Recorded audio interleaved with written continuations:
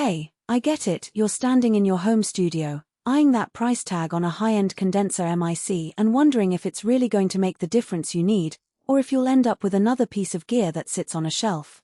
I've spent the last few weeks digging through product pages, watching a ton of setup videos, and even listening to a few tracks that were recorded with the MKH 8020 to figure out whether this Sennheiser mic lives up to the hype. Link is in the description if you want to check the product details on Amazon.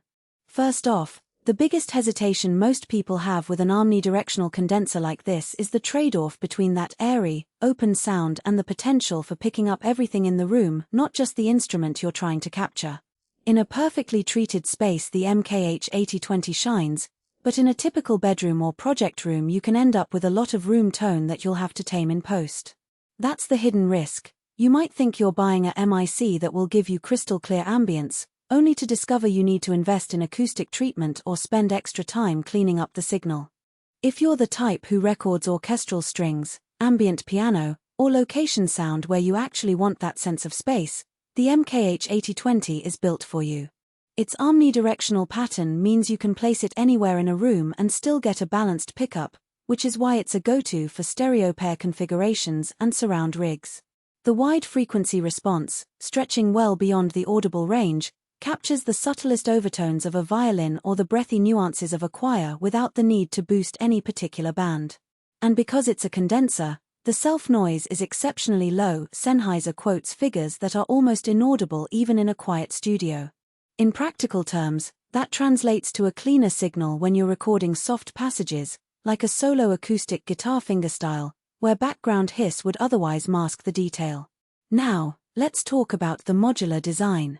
The microphone body separates from the capsule, so you can swap out the capsule for a different polar pattern if you ever need to go cardioid or figure 8 without buying a whole new mic.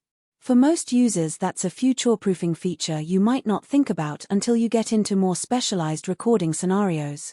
It also means the mic can be mounted on a boom arm or a classic studio stand without a lot of fuss, because the connector is a standard XLR with a sturdy locking mechanism. Who should actually buy this?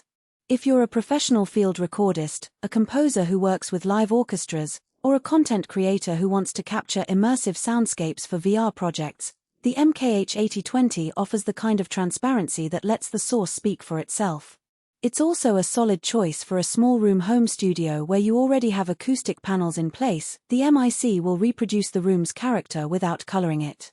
On the flip side, if you're just getting started with podcasting, voiceover work, or you mainly record closemic vocals in a less than ideal acoustic environment, you'll probably be better off with a cardioid condenser that rejects more of the room. The omnidirectional pickup will pull in a lot of ambient noise, and you'll end up wrestling with EQ and noise reduction plugins that could have been avoided. A practical strength that often gets lost in spec sheets is how forgiving the mic is when you move the source around. Because it captures sound equally from all directions, you can experiment with placement a few inches away from a drum kit, a meter above a piano, or even hanging it from the ceiling for a natural choir recording and still get a consistent tonal balance. I tried it on a drum overhead, and the cymbals retained their sparkle without the harshness you sometimes hear with hypercardioid mics that accentuate high frequencies. The low self-noise also meant I could pull the gain down to a comfortable level without worrying about hiss creeping in during the quieter sections.